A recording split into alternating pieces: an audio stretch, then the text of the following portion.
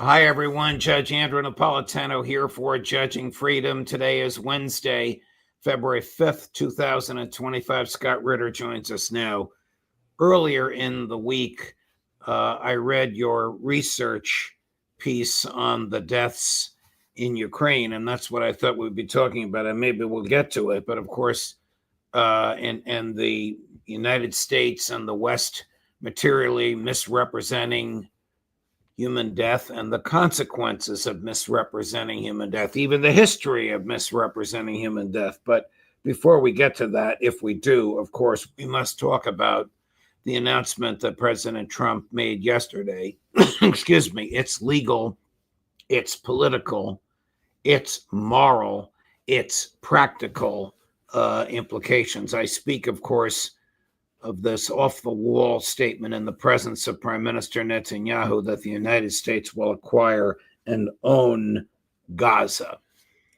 Now, I am sick and tired of watching the announcement, but if you want us to play it, we will play it again for you.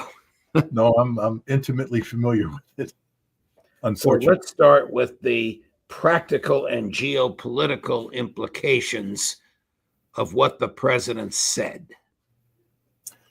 Well, let me set the stage this way, Judge. Please. You know, I'm not here to defend what Trump said at all. My dogs aren't here to defend what Trump said either. Hopefully, they'll quiet down in just a second. We're dealing with a situation in the world where there is a leadership vacuum. We're in an environment where the United States is in decline, and there is nobody to fill that vacuum. And what happens is certain situations around the world tend to deteriorate without any control. One of those situations is in the Middle East. The Israeli-Palestinian conflict is one that has been dragging on forever without a solution. Trump is a different kind of leader. A leadership abhors a vacuum, and when you see a vacuum, he will go into it. So what Trump, I believe, is trying to do here is solve the Israeli-Palestinian conflict. Now, there's nothing finesse about him. He's not going to do business as usual, but I think we have to take his statements with a very heavy grain of salt, meaning that we don't take it literally. The audience, I believe, was standing right next to him, Benjamin Netanyahu. I believe that Trump was basically putting Netanyahu on notice. You have failed. You have not solved the Gaza problem. Israel doesn't have a solution. I do, and this is it. And it's an outrageous solution. It's something that makes no sense morally, legally, ethically, you name it. There's not anything about it that makes any sense except he, on record in the White House with Netanyahu standing by his side, shamed Netanyahu. Netanyahu's not happy about this. This is an embarrassing moment. Gaza is Israel's problem to solve, and Israel couldn't solve it, and Israel can't solve it. So what Trump did is said, I'm going to solve it. Why was Netanyahu beaming? Maybe he was looking at Mrs. Adelson in the audience. I don't think he was beaming. I think he was grimacing. I was watching his hands, white-knuckled. I think this man was taken by surprise by, well, if go back and watch it, maybe you'll have a different take. But I think as Trump is speaking, you just look at Netanyahu's eyes, and he's just sitting there going, what the heck? All right, we're going to run it because Chris, my executive producer, zoomed in on Netanyahu's face and his hands. It's 82 seconds. We are sick and tired of it, but let's watch it, and then you can comment on it. The U.S. will take over the Gaza Strip, and we will do a job with it, too. We'll own it and be responsible for dismantling all of the dangerous unexploded bombs and other weapons on the site, level the site and get rid of the destroyed buildings, level it out, create an economic development that will supply unlimited numbers of jobs and housing for the people of the area. You are talking tonight about the United States taking over a sovereign territory. What authority would allow you to do that? Are you talking about a permanent occupation there? Redevelopment? I do see a long-term ownership position, and I see it bringing great stability to that part of the Middle East and maybe the entire Middle East. And everybody I've spoken to, this was not a decision made lightly. Everybody I've spoken to loves the idea of the United States owning that piece of land, developing and creating thousands of jobs with something that will be magnificent. And I don't want to be cute. I don't want to be a wise guy, but the Riviera of the Middle East, this could be something that could be this could be so magnificent. If we can get a beautiful area to resettle people permanently in nice homes and where they can be happy and not be shot, not be killed, not be knifed to death like what's happening in Gaza. Why would they want to return? The place has been hell. This is hell because of the mass murderer and war criminals seated next to you, funded by your predecessor and now funded by you. But before you respond to that, Carolyn Levitt, the president's press secretary, claimed a few minutes ago that President Trump told Prime Minister Netanyahu ahead of time what he was going to say. I don't know if that's accurate.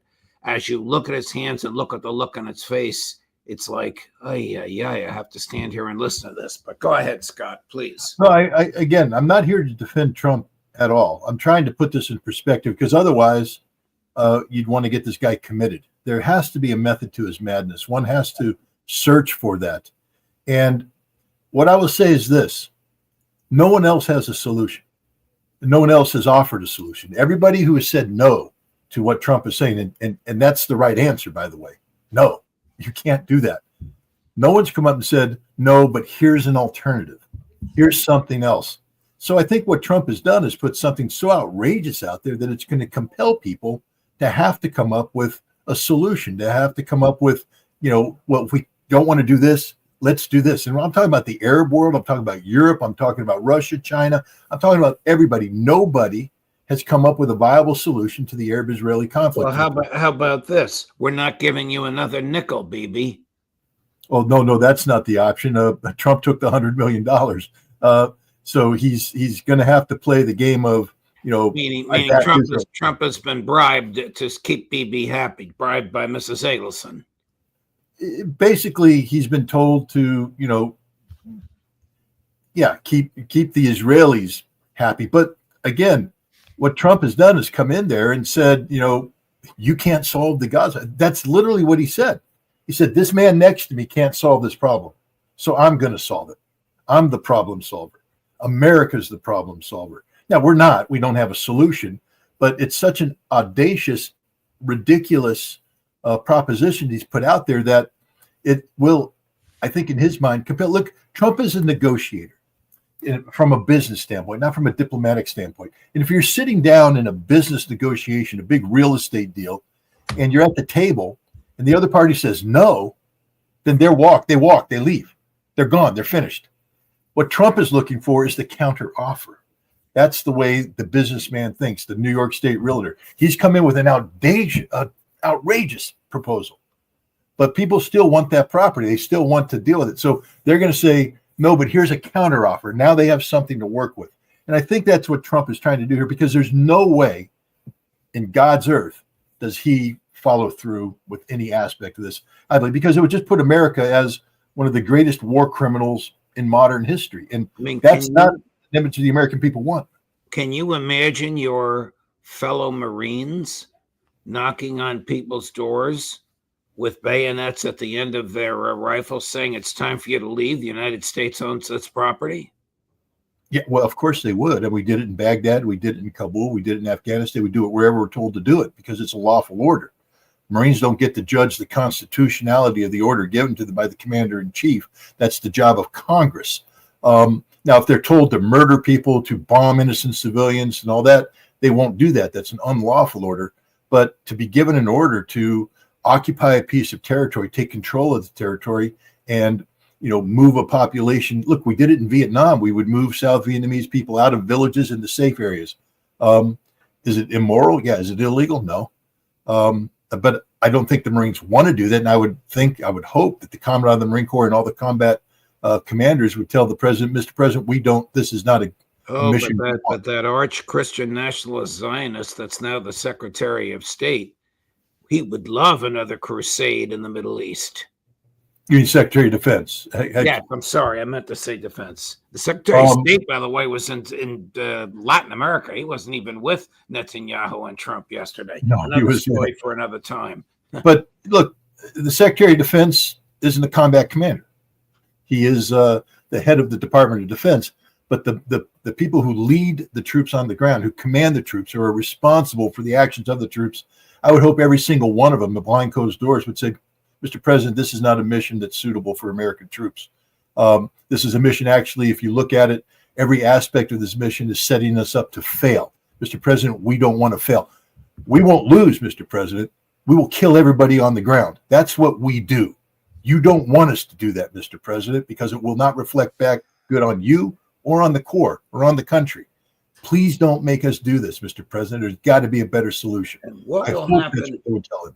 When American troops come home in body bags? Oh, hell, that's never bothered anybody. Or when American troops come home morally broken, physically broken, mentally broken. I'm at the point right now where I'm convinced that most Americans don't care about American troops, because if they did, they would never allow this to happen to begin with. We put the yellow stickers on the back of the car, say, I support the troops, but we don't visit them in the VA. We don't visit them on the homeless line. We don't visit them when they're drinking themselves to death or committing suicide at a rate of 27 a day. If we want to increase that suicide rate, put Americans on the ground in Gaza and watch them have to live with the consequences of that action. I mean, we don't want to do this. So Trump's proposal is unworkable, immoral, unlawful, unconstitutional. And his own people have begun to backtrack a little bit. Carolyn Levitt said, well, it would be a temporary removal. I don't know what that would constitute. The Palestinian people are not vacating Gaza when Netanyahu drops American-supplied 2,000-pound bombs on their tents. They're certainly not going to leave because Donald Trump says you have to go. We own the real estate. These people spent 15 months standing toe-to-toe with the IDF and fought the IDF to a standstill and indeed compelled the IDF to withdraw from Gaza. The IDF didn't win this war. Hamas won this war. And the Palestinian people showed they have the resilience and the right stuff to stick it out. They didn't do that for 15 months just to fold like a house of cards because Donald Trump says that America wants to turn Gaza into a golf course. So this is the stupidity. You know, the interesting thing in all of the discussions that have been had, not once anybody say, well, what do the Palestinian people think about this?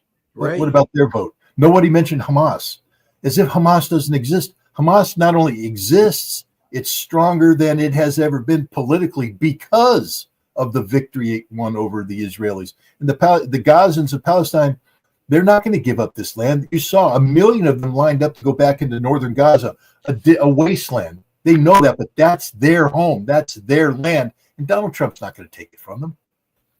I'm going to play a clip from Carolyn Levitt. This is just a couple of minutes ago. And one of the reporters, it's a very snarky answer that she gives, and I'd like you to comment on it. At least in my view, it's snarky. It begins with one of the reporters saying to her, who owns Gaza? Cut number 17, Chris. Questions. One, the president yesterday used the word permanent for permanently resettle Palestinians. I hear you saying temporarily today. Is that a shift or a specific change that you want to highlight? And my second question is, yesterday he spoke about the U.S. owning Gaza. Mm-hmm. Who owns Gaza now, and how would the U.S. acquire ownership? Well, Gaza is currently run by Iranian-backed terrorists in the Middle East, Hamas, who we all agree, I think everybody in the region agrees, that can no longer stand. Just look at the events of October 7th and the events since. And the president, again, is committed to rebuilding the region for all people who want to return to it once it is no longer a demolition site and it's a place where people can actually live and thrive in harmony, as he said last night, his words, not mine. Daniel. Permanent versus temporarily resettle? Can you just clarify the president that? has made it clear that they need to be temporarily relocated out of Gaza for the rebuilding of this effort. Again, it's a demolition site right now. It's not a livable place for any human being. And I think it's actually quite evil to suggest that people should live in such dire conditions. I don't think she knows what she's talking about. It's evil to suggest people should live in such dire. honey, I'm sorry, I shouldn't call her that. I apologize for that. I'm not being. She has to understand that the United States, together with Israel, created this unlivable situation.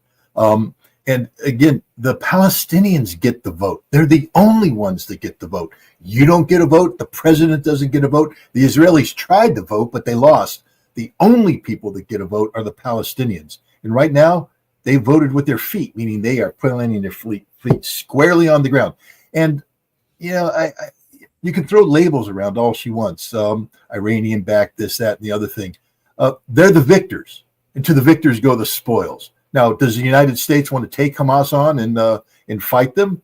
That's a different issue altogether. It would be a war of choice. Hamas doesn't pose a threat to us at all. We're sticking our nose in somebody else's business. That nose of the other side, Israel, got broken badly. I don't think Hamas is going anywhere. And in fact, the more we oppose them, the stronger they get. I've always said the best way to deal with Hamas, I said this back in the 1990s to senior Israelis, is sit down at the table and negotiate with them, because that instantly makes Hamas a responsible player that has to now take the negotiation seriously. The best thing Donald Trump could do right now is send a special envoy to Gaza to meet with Hamas, to sit down and say, okay, you are the leaders now. What is your solution? You know, if you don't have a solution, I'll come up with one. What is your solution? And let's hear it. But because then that forces Hamas to stop being the resistance movement and start being a political movement that is responsible to the needs and wants of the people on the international stage. But nobody seems to want to go that route. Not in the United States, not in Israel, not around the world. Do you think that the American media, the media in the West, American politicians, whether they're Republicans or Democrats, don't take this seriously? Or do you think that this is the Nixon madman routine? Remember when he wanted to bomb Cambodia, Kissinger said they'll think you're crazy, and Nixon said, I want them to think I'm crazy.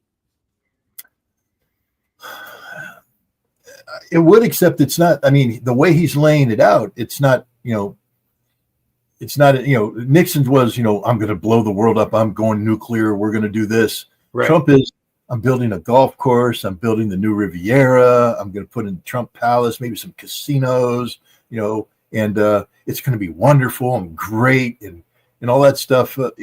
It's a fantasy world that he's building. But it's not, the outcome is not insane. It's the path to that is the insanity. I mean, physically relocating 1.8, 1.9 million people against their will. You're going to have to go in, Mr. Trump, and kill 20, 30,000 Hamas fighters who are underground. They're not giving up. Egypt's not taking them. Egypt already said, we're not taking resistance fighters. Jordan's not going to take them. The Hamas guys are there. You're going to have to kill them all, Mr. President. Are you ready to do that?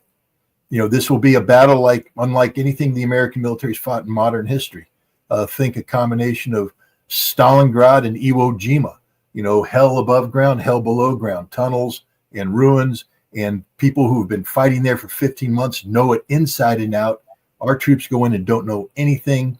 We're very aggressive. We'll pursue, we'll close with and destroy, but they're going to kill a whole bunch of us in the process. Switching over to your piece on Ukraine and death, why would Donald Trump either knowingly, grossly misstate the number of Russian deaths in Ukraine, or be susceptible to grossly inaccurate data upon which he relied when he said things as absurd as 1 million Russian soldiers have been killed. I'm going to do Russia a favor. Their economy is failing. This is a ridiculous war. If President Putin, I'm paraphrasing, doesn't sit down and talk, I'll have no choice but to increase the level of, now he doesn't know what he's talking about, taxes, tariffs, sanctions on anything being sold by Russia to the United States. What the hell is he talking about? It's a Trump, people talk about, Trump delusional syndrome or something of that nature. He's deluded himself. This is a man who has put out a political outcome that he wants, an end to the war. but it's also one that he can't accept reality, meaning he can't allow the war to end on Russia's terms, because that, of course, doesn't exude the kind of strength that he's trying to exude. So he needs to dictate the outcome, the solution. And to justify it, he has to buy into data that sustains and supports the pathways he's chosen. The Russians are winning. Everybody acknowledges that, but he has to make it appear that with a little bit of pressure from the United States, the Russians could be losing. I mean, his big thing right now is, ruining the Russian economy, dropping oil to $45 a barrel. I would just ask him what that does to West Permian oil in West Texas. It destroys the U.S. oil economy. We'll have a 30% drop in oil production. Now, we could go to Canada. Well, no, we can't, because we just irritated the Canadians. So we can't get oil from them or the Mexicans or the Venezuelans. So our economy is trashed because he's trying to play tough guy with a Russian oil-based economy that produces oil at $12 a barrel. So even if you drop it to 45, they still, are making money. They're not making enough money to balance their budget. But hey, Russia could go into 2 years of deficit spending. We, on the other hand, will collapse our oil economy. He doesn't know what he's talking about. In Vietnam, General Westmoreland would go around and brief people in 1967 about how we're killing all the Viet Cong. We're dropping their numbers down. They're getting down to 200,000. Once we go below 200,000, it's an irreversible decline they can't get out of. We're going to win the war in a year. Send in more troops, Mr. President. The American people, we are going to win. We are going to win. We are going to win. And then in early 1968, the North Vietnamese and the Viet Cong launched the Tet Offensive. And why? They had 600,000 troops instead of 200,000. Our numbers were all wrong, and we lost the war. The thing about it is, McNamara knew this back in May. He knew that he was telling lies about the numbers, but he was stuck in a political trap of his own making. And so he continued to lie and lie and lie, and thousands of Americans died. Trump knows that the numbers he's putting out there aren't true. Why? Because he changes the numbers all the time. He changes his numbers based upon who's whispering in your ear. But he can't be ignorant enough not to actually have someone come in and say, no, the real numbers are this, Mr. President. But the real numbers don't support the policies he's trying to see. The real numbers show that Russia is not only winning, but winning decisively, that her economy is sanction proof, that we can't touch their economy. And the last thing is, this is a man who claims, he says, I met with Vladimir Putin 5 times directly, and we had, 12 phone calls. Those numbers are rough. He claims to know Putin, but not very well. See, the one number he's missing is 27 million. And the reason why I bring that up is that's the number of dead that the Soviet Union lost in World War II to fight and win a war of existential survival. The Russians view this Ukrainian conflict as a war of existential survival. They're going to pay whatever it takes to win this war. They're not backing down. They're not going to surrender. They're not going to have a ceasefire. They're going to win. And if Trump doesn't want to help end the war sooner, this war will go on. And then there's additional numbers. See, McNamara's lies cost America about another 4,000 or 5,000 dead. Trump's lies are going to cost Ukraine another 100,000 dead, maybe more. The blood that he says he doesn't want to be spilled will be on his hands because of his inability to grasp reality. He really needs someone to sit down and give him the hard talk. I'm hoping that if Tulsi Gabbard is finally, brought in as the director of national intelligence, that she will do that she will send Keith Kellogg out of the room, and she will sit down and say, Mr. President, these are the hard numbers. These are the real numbers. This is what really is going to happen. Here's our economic expert on Russia. They're going to tell you what the economy is like, why it's resilient, why you can't bust it. That's her job as the director of national intelligence. So why does Trump listen to people like Sebastian Gorka and Keith Kellogg? Because Trump surrounds himself with yes men, and Trump has a vision, and he surrounds himself with people that will help make that vision reality. The problem with people who speak truth is that it means the vision that he wants isn't going to happen, and Trump isn't inclined to change his vision. Do we know if the Biden pipeline of aid to Ukraine is still flowing? The military aid never shut down. What we have to realize, though, is Congress hasn't passed new money. So whatever's flowing in there right now is the tail end of the money that was passed under Biden.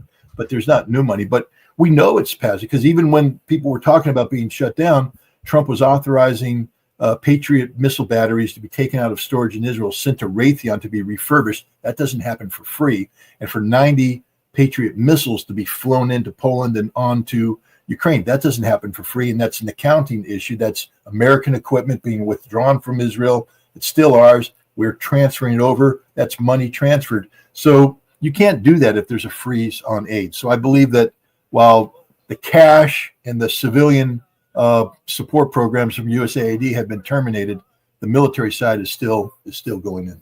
So we're still giving Netanyahu arms with which to kill innocent Palestinians, and we're still giving Zelensky arms with which to resist the inevitable Russian military triumph.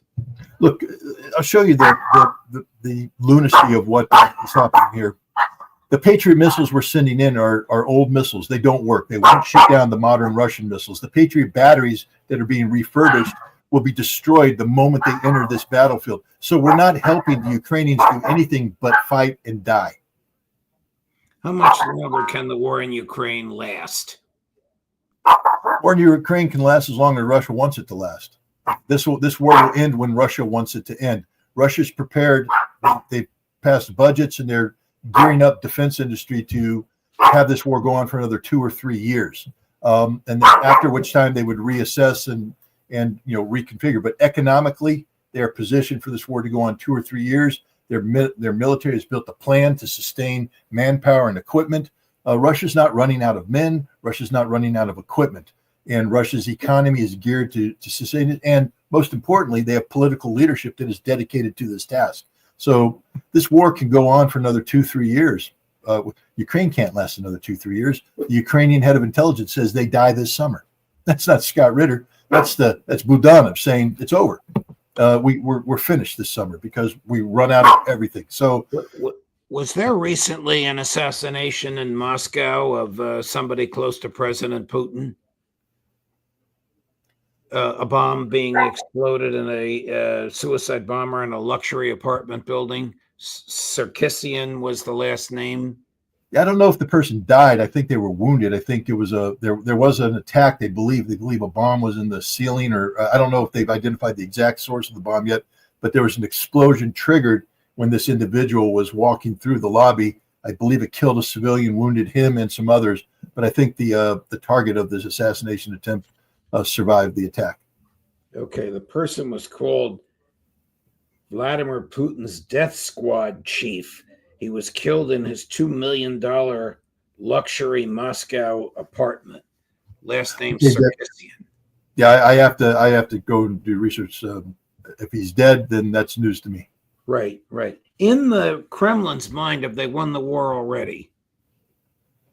No, I don't. I mean, I think the Kremlin believes that they're on a path towards victory, but I don't think they're counting their chickens before they hatch. I think they have a very patient approach, a very pragmatic approach, an approach that is designed to maximize Ukrainian and Western losses and minimize Russian losses. Do we know if the Ukrainians are still using ATACMS and Storm Shadows to attack inside Russia? I believe that Donald Trump authorizing what Joe Biden authorized. I think the Ukrainians are still using ATACMS in the lower limit. The Russians made it clear that they didn't want ATACMS going beyond a certain range, but that ATACMS missiles fired below that certain range wouldn't get the retaliation. My understanding is that the Ukrainians have launched a few attacks using ATACMS missiles at the lower range, but they haven't violated the red line that was set by Russia, which even the Biden administration respected at the end. And how depleted are the Ukrainian troops in Kursk? Well, I mean, they continue to die. Look, we have to hand it to these troops. These are resilient, courageous troops. I mean, some of them are criminals. They're committing war crimes. They're going in and raping women, blowing people. And it's not manufactured stuff. The Russians have hard proof. They have confessions. They have videotapes. They have the whole thing. So these aren't good people, but they're hard to kill, and they're fighting very hard. And I guess today they just launched another attempt to send troops into Kursk. The Russians were able to detect it and destroy it before it could go in. But the Ukrainians aren't giving up on Kursk. This is a long, hard fight that the Russians are continued to be involved in. Scott Ritter, always a pleasure, my dear friend, no matter what we're talking about or how unpleasant the facts on the ground may be. Thank you so much for your insight. You presented a very, I'm not saying this because I'm your friend and collaborator and fan, but a unique and gifted view of what Trump said yesterday, and I thank you for it. Well, thank you for having me. Sure. We'll talk to you again soon, my dear friend. Okay, thank you. Okay. Coming up tomorrow, Thursday, Aaron Mate at 1 p.m, Colonel Larry Wilkerson at 2 p.m, and from midnight in Moscow at 4 p.m. Eastern, Pepe Escobar. Coming up at 5 this afternoon, right here on our YouTube channel, the infamous press conference between Donald Trump and Benjamin Netanyahu from yesterday. Judge Napolitano, we're judging freedom.